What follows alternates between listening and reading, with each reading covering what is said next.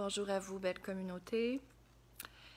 Aujourd'hui, j'ai l'élan spontané pour m'adresser à vous. Donc, je suis une femme de nature spontanée, j'aime écouter le vent du jour. Et le vent d'aujourd'hui, en fait, m'a appris que hier se tenait la première journée nationale au Québec du deuil animalier. Je ne sais pas si c'est vrai, mais à tout le moins, demain, c'est la journée mondiale des animaux.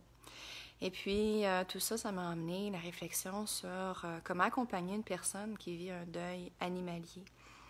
Quand on entend ce thème-là, des fois, on pense au fait que l'animal meurt, mais il faut penser aussi à tous ces gens malades qui sont transférés dans des hôpitaux, CHSLD, qui ont à déménager puis à laisser derrière leur maison, leurs proches et leurs animaux.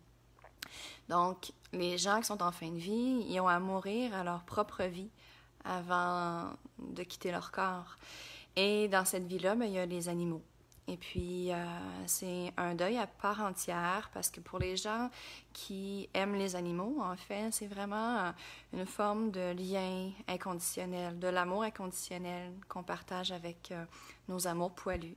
Et puis, comme accompagnateur, en fait, je me suis demandé, comment faire pour introduire ça dans notre accompagnement. Mais c'est d'abord de considérer cette perte-là comme une perte à part entière et de s'adresser à l'endeuillé. Pour certains, leur animal, c'est comme leur enfant. Donc, on peut leur demander, est-ce que vous aviez des animaux avant de déménager ici, avant d'être transféré, avant d'arriver à l'hôpital?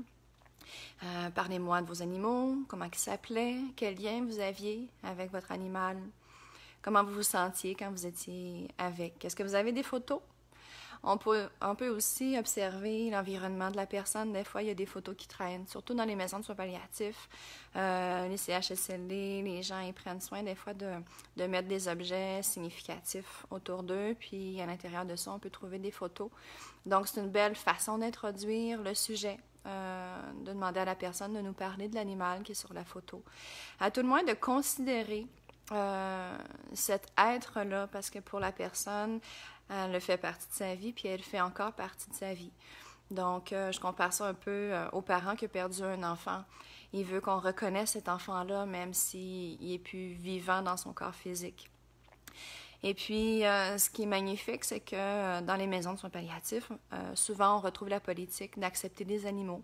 Donc, moi, j'ai vu des petits chiens, des chats aussi, qui ont pu rentrer dans la chambre de la personne en maison de soins palliatifs, avec certaines conditions, évidemment. Il faut faire attention aux allergènes puis à la sécurité, mais d'avoir son animal auprès de soi dans les derniers temps, c'est aussi important.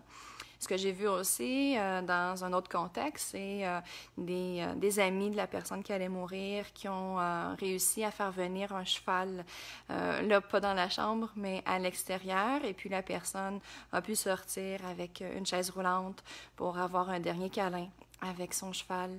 Donc, c'est aussi dans l'accompagnement de pouvoir le considérer si vous êtes dans un milieu où ce que c'est pas possible, mais déjà d'en parler avec la personne, de voir qu'est-ce que ça l'éveille en vous, qu'est-ce que ça signifie. Donc, que ce soit la perte d'un animal ou de toute perte qu'une personne va vivre en fin de vie, c'est de montrer qu'on la considère dans toute son expérience. Alors, si vous avez encore la chance de votre côté de donner un câlin à votre boule d'amour, je vous encourage, je vous invite à le faire et à considérer cette perte-là aussi. Alors, voilà, je pensais pas que ce serait le premier sujet du groupe, mais il y a vraiment de la place à ce que la vie nous présente. Je pense que c'est la façon la plus directe de vivre dans son cœur, c'est de regarder le moment présent et de voir qu'est-ce qui s'y trouve.